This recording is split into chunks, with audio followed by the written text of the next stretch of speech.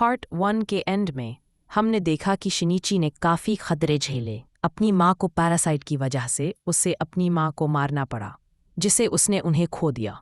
और अब वो धीरे धीरे इंसान और पैरासाइट दोनों के बीच बैलेंस करने की कोशिश कर रहा है। अब स्टोरी शिफ्ट होती है पैरासाइट पार्ट 2, जो ज़्यादा इंटेंस, ज़्यादा इमोशनल और फिलोसॉफिकल है। टोक्यो सिटी की सड़कों पर अब नॉर्मल जिंदगी खत्म हो चुकी है। हमारा हीरो शिनीची इज़ुमी अपने कमरे में मिरर के सामने खड़ा है। उसकी आंखों के नीचे डार्क सर्कल्स हैं। वो खुद को देख रहा है और हाथ जिसमें मिगी है वो ध्यान से ऑब्जर्व करता है। शिनीची विस्पर करता है, मैं अब नॉर्मल इंसान नहीं रहा, मैं क्या बन रहा हूँ। मिरर में उसकी आंखें पहले जैसी मासूम नहीं दिखती, उनमें एक अजीब सा कोल्डनेस है। मिगी, जो अब काम होकर हाथ से बाहर आता है, सॉफ्टली बोलता है, तुम अब पहले वाले इंसान नहीं हो सकते। तुम मेरे साथ फ्यूज्ड हो। ये तुम्हारी वीकनेस नहीं, तुम्हारी ताकत है। अब स्टोरी इंट्रोड्यूस करती है मुख्य विलन गोटो। गोटो नॉर्मल पैरासाइट नहीं है, वो एक कॉम्पोजिट पैरासाइट है, यानी उसके अंदर सिर्फ एक पैरासाइट नहीं बल्कि 5 पैरासाइट्स फ्यूज्ड हैं। उसका शरीर कॉन्स्टेंटली बदलता रहता है, टेंटिकल्स, ब्लेड्स और शील्ड्स में ट्रांसफॉर्म होता है। गोटो दिखने में काम और कंपोज्ड है, एक्सपेंसिव सूट पहने हुए, लेकिन उसकी आंखों में प्योर कोल्डनेस है। वो बोलता है, हम पैरासाइट्स सुपीरियर स्पीशीज हैं।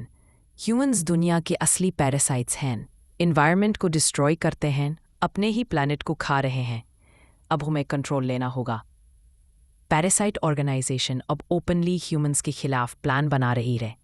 कुछ पैरासाइट्स चाहते हैं कि इंसान और पैरासाइट मिलकर कोएग्जिस्ट करें, लेकिन गोटो बिलीव करता है कि ह्यूमंस को ख़त्म करना ही फाइनल सोल्यूशन है। अब सरकार पैरासाइट्स को ओपनली टैकल करना शुरू करती है। स्पेशल पुलिस स्क्वाड्स बनते हैं, मशीन गन्स और स्नाइपर्स के साथ। एक बड़ा रेड सीन दिखाया जाता है। पुलिस एक बिल्डिंग को घेर लेती है जिसमें कई पैरासाइट्स हाइड हुए हैं। जैसे ही वो अंदर घुसते हैं, हॉल खून से भर जाता है। पैरासाइट्स टेंटिकल्स निकालकर दर्जनों पुलिस ऑफिसर्स को चीर देते हैं। एक स्लो मोशन शॉट में दिखता है, एक ऑफिसर का सिर हवा में कटकर गिरता है, दूसरे का शरीर दीवार पर फंस जाता है। पैरासाइट्स की स्पीड इतनी ज्यादा है कि पुलिस के बुलेट्स तक उन पर असर नहीं डालते। शिनीची दूर से ये सब देखता है। उसकी आंखों में डर और गिल्ट दोनों है। ये वॉर कब खत्म होगा? अगर पैरासाइट्स और ह्यूमंस में फर्क नहीं रहा तो मैं क्या हूं? मैं इंसान हूं या मॉन्स्टर? मिगी प्रैक्टिकल टोन में बोलता है, इमोशंस तुम्हें वीक बनाते हैं शिनीची। अगर सरवाइव करना है तो तुम्हें इंसानियत और पैरासाइट नेचर दोनों का बैलेंस सीखना होगा। गोटो के खिलाफ एक इंटेंस लड़ाई चल रही है। सीन एक डिजर्टेड फैक्ट्री में सेट है। आयरन पाइप्स लटक रहे हैं, हर जगह धूल और टूटी खिड़कियां हैं। दूर से पुलिस सायरन सुनाई देती है, लेकिन यहां बस एक हेवी साइलेंस है। शिनीची और मिगी गोटो का सामना कर रहे हैं। गोटो की बॉडी बार बार बदल रही है। टेंटिकल्स निकलते हैं, फिर अचानक ब्लेड्स, फिर आर्मर जैसा हार्ड शेल। मिगी ऑर्डर्स देता है, शिनीची पीछे रहो, मैं उसके टेंटिकल्स ब्लॉक करता हूं। शिनीची रैपिड मूव्स करता है, लेकिन गोटो की ताकत बहुत ज्यादा है। वो टेंटिकल से वॉल तोड़ देता है। डस्ट हवा में फैल जाती है। गोटो कोल्ड वॉइस में बोलता है, तुम आधे इंसान आधे पैरासाइट। तुम ना अपने जैसे हो ना मेरे जैसी। तुम्हारा कोई फ्यूचर नहीं। शिनीची पलटकर चिल्लाता है, मैं इंसान हूं, चाहे तुम्हें कुछ भी लगे। फाइट के बीच मिगी लगातार डिफेंस करता है, लेकिन धीरे धीरे उसकी एनर्जी ड्रेन होने लगती है। उसका हाथ वाइब्रेट करने लगता है। मिगी सॉफ्टली कहता है, शिनीची, मुझमें एनर्जी नहीं बची, मैं अब सो जाऊंगा, हो सकता है हमेशा के लिए। शिनीची की आंखों में डर और दर्द है। नहीं मिगी, मुझे अकेला मत छोड़ो, मैं तुम्हारे बिना कुछ नहीं कर पाऊंगा। मिगी काम टोन में रिप्लाई देता है, तुम कर पाओगे, तुम इंसान हो, तुम इमोशंस के साथ फाइट करना सीख गए हो। अगर मैं चना भी गया तो तुम अपनी इंसानियत प्रूव कर पाओगे। और अगले ही पल मिगी डीप स्लीप मोड में चला जाता है। उसका हाथ नॉर्मल दिखने लगता है। शिनीची अकेला खड़ा है, उसके पास अब कोई पैरासाइट पावर नहीं। उसके दिल की धड़कन तेज है और पसीना उसके चेहरे से बह रहा है। अब शिनीची शहर की गलियों में एमलेसली भटकता है। रात है, नियॉन लाइट्स चमक रही है, लेकिन उसके लिए सब कुछ डल लगता है। उसकी आंखों में खालीपन है। वो पार्क में बेंच पर बैठता है, उसके हाथ को देखता है जो अब बिल्कुल नॉर्मल है। मिगी, क्या तुम वापस आओगे या मैं अब ट्रूली अकेला हूं? उसके दिमाग में उसकी माँ की याद आती है, वो मोमेंट जब पैरासाइट ने उसकी माँ को मार दिया था। आंसू उसकी आंखों से बहते हैं। उसी वक्त सतोमी वहां आती है। वो उसकी हालत देखकर परेशान हो जाती है। सतोमी सॉफ्टली कहती है, शिनीची, तुम रो रहे हो? तुम्हें क्या छुपाना है मुझसे? तुम मुझसे क्यों दूर भागते हो? शिन्यूची फाइनली टूट जाता है। वो सब कुछ कन्फेस कर देता है। पैरासाइट्स, मिगी, उसका ट्रांसफॉर्मेशन। सतोमी शौक में सब सुनती है, लेकिन वो उसकी आंखों में देखती है और कहती है, तुम अलग हो, लेकिन तुम अब भी वही हो जिसे मैं प्यार करती हूँ। तुम इंसान हो। ये शब्द शिनीची को स्ट्रेंथ देते हैं। वो तय करता है कि चाहे कुछ भी हो, उसे गोटो का सामना करना ही होगा। और हवा में जहरीली गंध। गोटो वहाँ खड़ा है। उसकी बॉडी लगातार बदल रही है। टेंटिकल्स निकलते हैं और वापस जाते हैं। उसकी आवाज़ काम लेकिन टेरिफाइंग है। तुम आ गए, शिनीची। मैं सोच रहा था तुम भाग जाओगे। तुम्हारा यहाँ आना सिर्फ एक और इंसान की मौत है। शिनीची गहरी सांस लेता है।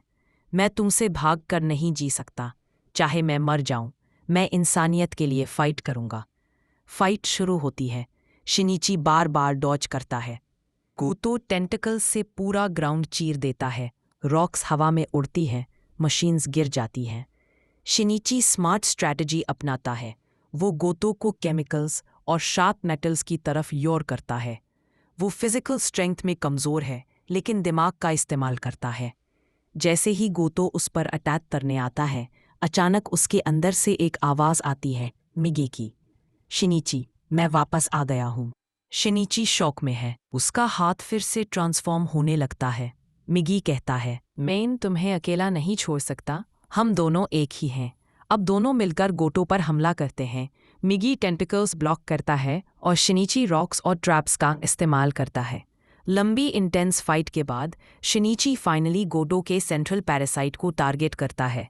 वो शार्प मेटल रॉड से उसे भेद देता है। गोटो चीखता है। उसकी पूरी बॉडी अनकंट्रोलेबली वाइब्रेट करने लगती है। टेंटिकल्स हवा में अनकंट्रोलेबल घूमते हैं, लेकिन धीरे धीरे उसका पूरा सिस्टम कोलैप्स हो जाता है। गोटो ज़मीन पर गिरता है और धीरे धीरे उसकी बॉडी डिसॉल्व होकर ख़त्म हो जाती है। गोटो की मौत के बाद टोक्यो में धीरे धीरे शांति लौटने लगती है। पैरासाइट्स की पॉपुलेशन ड्रास्टिकली कम हो जाती है। शिनीची अपने घर की बालकनी पर खड़ा है। हवा हल्की चल रही है और आसमान साफ है। वो स्टार्स को देखता है और सोचता है, हम सब एक प्लैनेट शेयर करते हैं। पैरासाइट्स भी सर्वाइवल के लिए आए थे। शायद असल पैरासाइट तो हम ह्यूमंस ही हैं, जो अपने ही प्लैनेट को डिस्ट्रॉय करते हैं। उस वक्त सतोमी पीछे से आती है। वो उसका हाथ पकड़ती है। सतोमी सॉफ्ट कहती है, तुमने अपनी इंसानियत प्रूव कर दी, शिनीची। तुम अलग हो, लेकिन तुम इंसान हो। शिनीची की आंखों में आंसू हैं, लेकिन इस बार ये आंसू कमजोरी के नहीं। मिगी की आवाज़ आखिरी बार सुनाई देती है, शिनीची, मैं अब सोने जा रहा हूँ। शायद हम दोबारा कभी न मिलें। तुम अब स्ट्रांग हो। तुम्हें मेरी ज़रूरत नहीं। शिनीची आसमान की ओर देखता है, दिल में एक अजीब सी शांति के साथ। शिनीची का जर्नी बताता है कि इंसान होने का मतलब सिर्फ शरीर नहीं, बल्कि इमोशंस और एम्पैथी है। Symbiosis versus parasitism. मिगी और शिनीची का रिश्ता प्रूफ है कि कोएग्जिस्टेंस पॉसिबल है। Humanities flaws. पैरासाइट्स हमें मिरर दिखाते हैं। असली पैरासाइट कौन है? वो एलियंस या हम ह्यूमंस? Love and empathy. सतोमी का अनकंडीशनल लव शिनीची को इंसान बनाए रखता है।